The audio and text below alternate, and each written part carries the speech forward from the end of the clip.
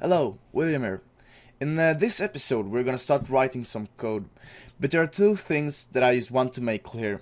First of all, I am not the best script writer out there, and there is a lot of different ways how to write a script, and my way is probably not the best way. Keep that in mind, and don't be afraid to leave suggestions. If you think you have a better solution, please leave a comment. Second of all, I will not explain the most basic stuff about Java, like what is a class. So if you don't know that and really want to know, please go watch some basic Java tutorials. Just keep in mind that you don't have to understand everything that's going on, but if you really want to understand what you're doing, please stop the video when there is something you don't understand. Look at the code, play around with it, and try to understand what's going on. That's actually one of the best ways to understand something. So yeah, let's keep going. So first of all, we want to right-click source, click new, package, name your package to something like net tutorial woodcutter. Yes, we're gonna make a woodcutter. Alright, so right-click your package, click new, class, name it something like sumo woodcutter. Of course, name it after your own name or just woodcutter or something. It doesn't really matter, but yeah, pick a good name. Click finish. Okay, so we created our class, and before we can actually do something, we have to make it extend script. Extends script. Okay, so script is something that comes with the OSBot API, and you need it to be able to create your script. Hover your name or the name of the class, click add unimplemented methods, and you will see this new method, public int on loop. This is basically the main loop of this script. As soon as the script starts, this loop will be running until you exit or stop this script. So everything will happen in this inside of this loop. We will need more than just the method on loop. We will also add public on void on start. So this method will get called once, and that's when you start a script. Maybe you want to leave a message like log you started sumo woodcutter. I hope you will get some juicy levels. So log is something that comes with the OSBot API. Basically, if you look here, you can click settings, show logger, and when you start a script, there will be a log here that says you started sumo woodcutter. I hope you will get some juicy levels. We will need one more method, public void on exit. Log. This is basically the same method at on start, but just the opposite. It's get called once, and that's when you exit the script. It's pretty obvious. Thank you for running sumo woodcutter. Hopefully, you got some use levels.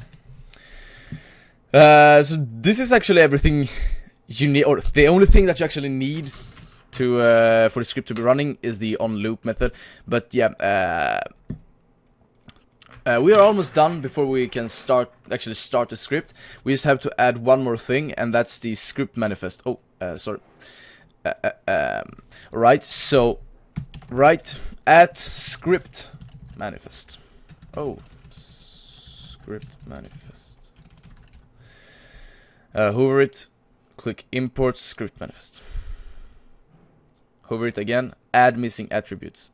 So author your name, Mike is sumo, info, my first script. Logo, just ignore that part for now. Name, my first script. Alright, so now, just to show you that the script actually exists, we're gonna right click the project, click export, Java, jar file, and now you have to find the source of the OSBot, or the map, the OSBot map, which should be in your username, your file here. Click OSBot scripts And this is where you want to place your new script. Name it whatever you want to, probably something that makes sense, like sumo woodcutter.jar. Click finish, click OK, and you're done. We're not gonna start the script yet because there's nothing in it. So, but I'm gonna show you that the script exists now. Click run, click refresh, and the refresh is very slow. I don't know why. You see local, my first script. Absolutely great. So now we're gonna look deeper into the on loop before this episode is over. Whatever you write here is gonna loop on forever until you stop the script. So if we just type script log script is running, this will go over and over and over again. Right now our computer will not crash, but the Java program will crash, the bot will crash. Right now it will just run as fast as it can, and we do not want that to happen. So this return 0, the amount here, or the number integer here, will determine for how long the script will sleep between the loop. So in my case I will just return 500. It's milliseconds, so it will sleep for 0.5 seconds, a half a second. Now we're just gonna export it again. You have to export it every single time you updated it.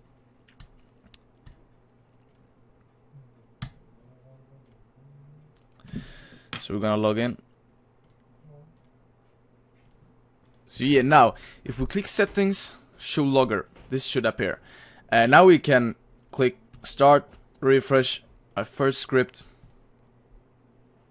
And you see, first of all it says started script, my first script. Nice. Script is running, script is running, script is running, script is running, script is running. As we saw, this method will run until you stop the script. So yeah, we're gonna talk more about the loop in the next episode, but right now we're not gonna get some juicy levels. Nothing is happening. So in the next episode we're gonna talk about tasks and how to add them, how to make something happen, and we're also gonna upgrade our loop. I really hope that you understood everything that I said in this video. Please leave a comment if you didn't, and well, if something was hard to understand, just play around with this small code.